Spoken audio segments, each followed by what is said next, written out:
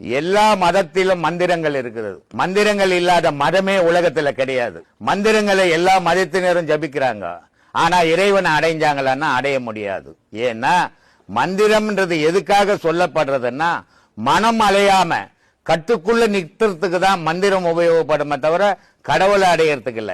இதனால்தான் ரொம்ப அழகா சொன்னாரு பட்டினத்தாரு, ஐயா இந்த யோகங்கள்லாம் செய்யறிய இதனால கடவுளை அடைவானா? இல்லப்பா, அடைய முடியாது. அப்படி அடைய முடியாத ஏன் இந்த யோகத்தெல்லாம் நான் செய்யணும் அப்படின்னும் போது உன் மனம் கட்டுப்படுறதுக்கு நீ செய்தாகணும். மனம் கட்டுப்பட்டால்தான் கடவுளை அடைய முடியும் அப்படின்றதுக்கு தான் அட்டாங்க யோகமும் ஆதாரம் மாறும் அவித்தை ஐந்தும் விட்டேறி போன வெளிதனிலே வேப்பொன்று கண்டேன் வட்டாகி செம்மதில் பாலூர உண்டு எட்டாத பேரின்பம் என்ன விழுங்கியதுன்னாரு. அப்படி இருக்கு நம்பா. இதெல்லாம் மனம் அடங்கினாதான் இறைவன் உன்னோல குடிகொள்ளுவான். அப்ப மனம் அடக்கிறதுக்கு மந்திரம் தேவை.